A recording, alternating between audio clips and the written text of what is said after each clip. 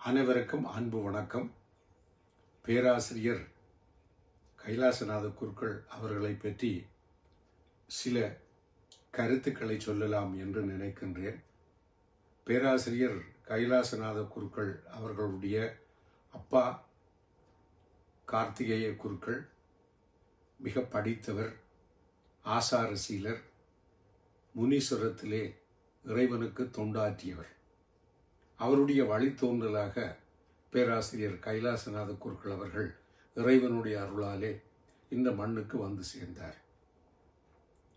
மண்ணிலே பிறந்தவர்கள் எல்லோரும் தங்களுடைய வாழ்க்கையை சீராக சிறப்பாக செல்வ வளத்தோடு வாழ வேண்டும் என்று விரும்புவார்கள். பேராசிரியர் கைலாசநாத குருக்கள் அவர்களுடைய அப்பா கார்த்திகேய குருக்கள் அவர்கள் பொன்னம்பலம் ராமநாதனை பார்த்து அவரைப் போல தன்னுடைய மகனும் ஒரு சட்டத்துறை நிபுணராக வர வேண்டும் என்று நினைத்தார்.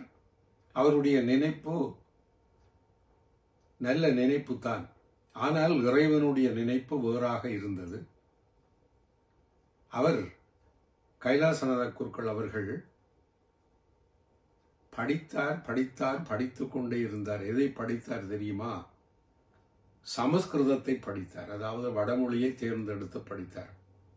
அப்பா சட்ட நிபுணன் ஆக்க வேண்டும் என்று நினைத்தார்.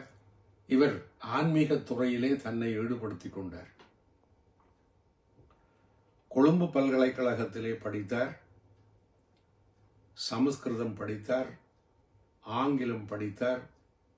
அதைவிட பாலி, சிங்களம், கிரேக்கம், லத்தீன் என்று பல மொழிகளை தனக்கு பாண்டித்தியம் உள்ளவனாக ஆக்குவதற்கு துணையாக்கி கொண்டார்.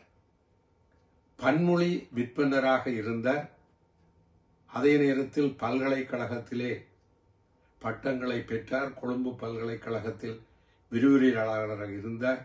அதன் பின்பு பேராதனை பல்கலைக்கழகத்திலே விரிவுரையாளராகி பேராசிரியராகி அங்கிருந்து யாழ்ப்பாண பல்கலைக்கழகம் உருவாக்கப்பட்ட பொழுது அதனுடைய இந்து நாகரிக துறையினுடைய தலைவராக வந்தார். இந்து நாகரிக துறை என்ற ஒரு பாடத்தை உருவாக்கிய பெருமை பேராசிரியர் கைலாசநாத குருக்கள் அவர்களே சார்.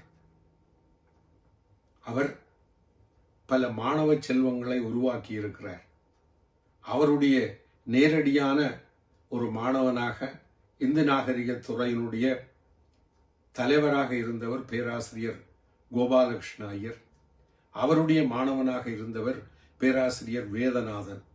இன்று பலரும் பேராசிரியர் கைலாசநாதனுடைய மாணவ பரம்பரையாக யாழ்ப்பாண பல்கலைக்கழகத்திலே இருக்கிறார்கள். உலகம் பார்த்து வியந்த ஒரு ஆசார சீலனாக, ஒரு அந்தண பெரியவனாக, ஒரு அறிஞனாக, கற்றறிந்த ஒரு நல்லவராக விளங்கியவர் பேராசிரியர் கைலாசநாத குருக்கள் அவர்கள்.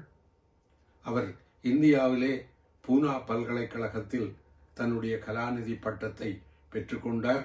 அவருக்கு யாழ்ப்பாண பல்கலைக்கழகம் அதாவது இலக்கியத்தில் கலாநிதி பட்டத்தை வழங்கியது. வடமொழி இலக்கிய வரலாறு, சைவ கோயில் கிரிகை நெறி விளக்கம் அவரால் எழுதப்பட்ட நூல்கள். அதைவிட சமஸ்கிருதத்திலும் பல நூல்களை எழுதியிருக்கிறார். வடமொழி இலக்கிய வரலாறு இலங்கை அரசாங்கத்தினுடைய சாகித்ய மண்டல பரிசை பெற்றது. உச்சி குடுமி, அதாவது கொட்டப்பாக்களவு குடுமி, நெத்தியிலே குங்கும பொட்டு, வெள்ளை வேஷ்டி, வெள்ளை ஷர்ட், இதுதான் பேராசிரியர் கைலாசநாத குருக்கள் அவர்கள். அவர் ஆளுமையாகவே பிறந்தார், ஆளுமையாகவே வளர்ந்தார், ஆளுமையாகவே இந்த மண்ணிலே இருந்தார். அந்த ஆளுமையை நினைப்போம். அவரை பற்றிய பெருமையை என்றும் நாங்கள் பேசிக் கொண்டிருப்போம். அன்பு வணக்கம்.